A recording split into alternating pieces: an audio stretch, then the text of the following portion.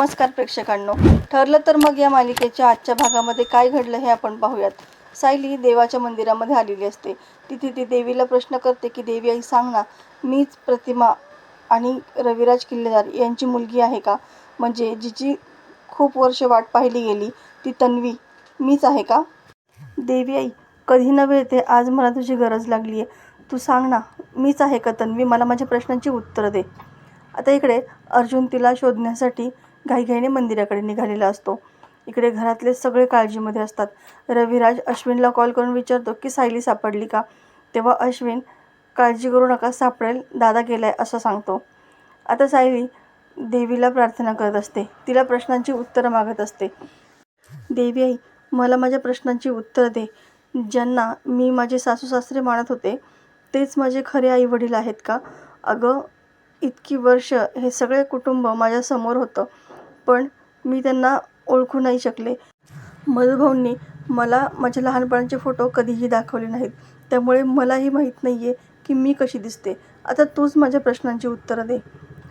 इकडे अश्विनला पुन्हा प्रताप कॉल करून विचारतो की सायली सापडली का? पण अश्विनचं उत्तर तेच असतं. आता सगळेच जण सायलीसाठी खूप काळजीमध्ये असतात.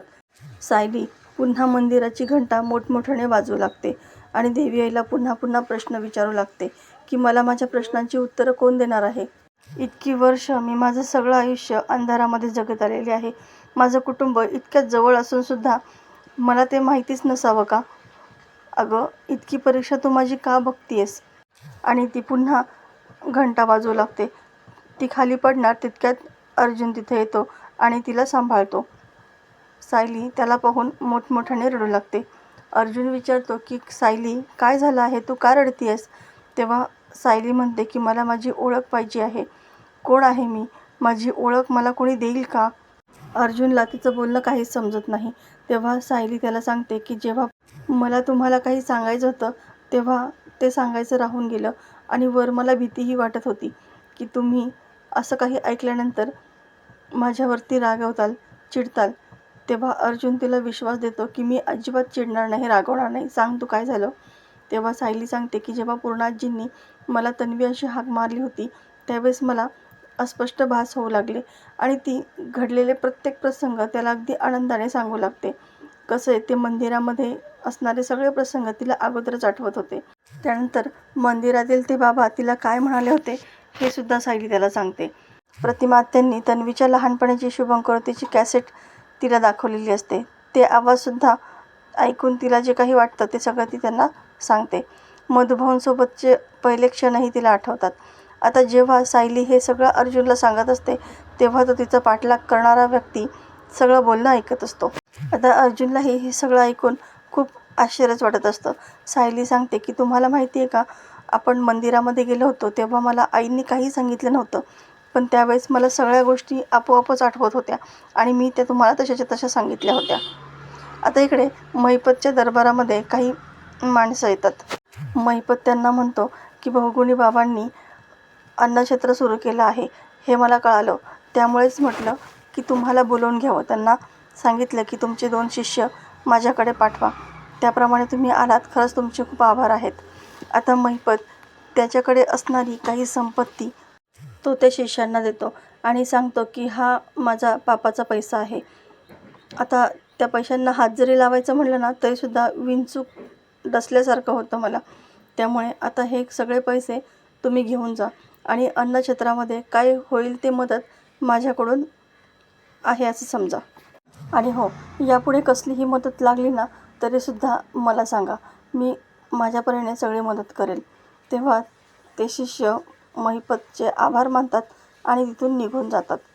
पण सचिन हे सगळं पाहत असतो आणि मनातच म्हणतो, हे असं जर चालू राहिलं ना तर अण्णा तर स्वतः दिवाळखोर होतीलच, वर माझ्या हातामध्ये सुद्धा फुटी कवडीसुद्धा लागणार नाही. यांना आता कसं समजवायचं? सगळी संपत्ती उधळून लावायला लागलेत हे. आता इकडे अर्जुनला सायलीने सांगितल्यामुळे सगळे लहानपणीचे क्षण आठवतात. त्याला लहानपणीची तन्वीसुद्धा आठवते.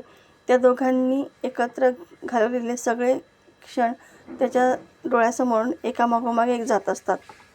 अर्जुन विचारतो, पण बायको, तुला कसं माहिती की तन्वी त्या मंदिरामध्ये नेहमी जात होती?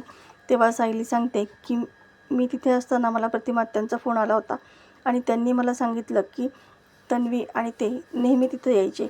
तेव्हा अर्जुन म्हणतो, हो मलाही आठवतं आहे की मम्माने मला एकदा सांगितलं होतं की तन्वी नेहमी तिथं जायची. तेव्हा अर्जुन म्हणतो, याचा अर्थ एकच आहे की तूच माझी बालपणीची मैत्रीण तन्वी आहेस.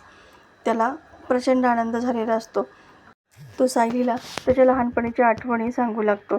तुला आठवतं आहे का, एकदा तुला सिनियरने नवीन फ्रॉक आणला होता, पण तो तू पहिल्यांदा मला दाखवायचा म्हणून सिनियरला कोर्टातही जाता आला नाही.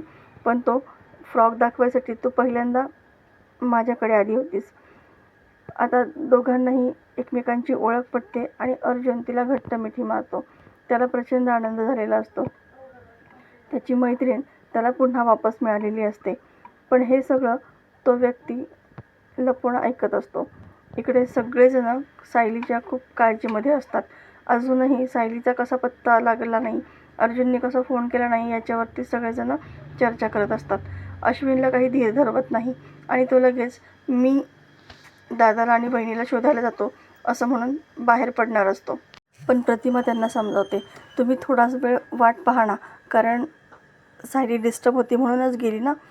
अर्जुन तिच्याशी बोलत असेल तितक्यात प्रतिमाला कुसुमचा कॉल येतो आणि कुसुम विचारते की काय झालं आहे.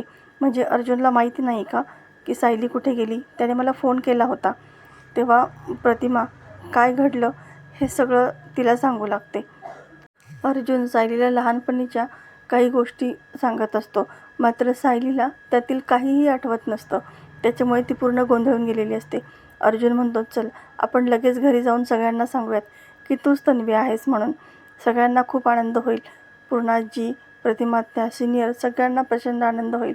आणि तुला कळतं आहे का, प्रिया आपल्या घरामध्ये आली होती तन्वी म्हणून आणि सगळ्यांनी तिच्यासोबत माझं लग्न लावायचं असा हट्ट धरला होता. पण नियती पाहिलीस ना, लग्न आपल्या दोघांचं झालं. शेवटी पूर्णाजींचा शब्दही खरा ठरला. आपण दोघं नवरा बायको झालोत. अर्जुनचा आनंद तर गगनात मावत नसतो. तो लगेच घरच्यांना सांगू असं म्हणतो, पण सायली म्हणते की नाही, या गोष्टींवरती कोणी विश्वास कसा ठेवेल, कारण पुन्हा जर हे सगळं खोटं आहे असं समजलं तर हा धक्का घरचे कोणीही पचवू नाही शकणार. आधीच प्रियाने दिलेल्या धक्क्यातून ते अजूनही सावरू नाही शकले आणि आता मी माझ्या घरच्यांच्या भावनांशी खेळू नाही शकत. त्यामुळे आपल्याकडे असे ठोस काही पुरावे असायला हवेत की जेणेकरून सगळ्यांसमोर आपण ते पुरावे मांडू शकतो. मधुभाऊ आपल्याशी बोलतात, पापण्या मिसकावून ते आपल्याला इशारा देतात हे आपण समजू शकतो. पण या अंदाजावरती आपण घरच्यांना तर नाही सगळं सांगू शकत. त्यामुळे जोपर्यंत आपल्या हातामध्ये पुरावे येत नाही तोपर्यंत आपण काही बोलायला नको. आणि असंही तुम्ही पुराव्यांवरतीच विश्वास ठेवता ना. अर्जुन म्हणतो, पण यावेळी मला पुराव्यांची गरज नाही, कारण तू जे काही बोलतेस ना ते तुझ्या मनापासून बोलत असते. सदा आणि मैना जेव्हा घरी राहायला आले होते तेव्हा तू ठामपणे सांगत होतीस की ते तुझे आईवडील नाही आहेत.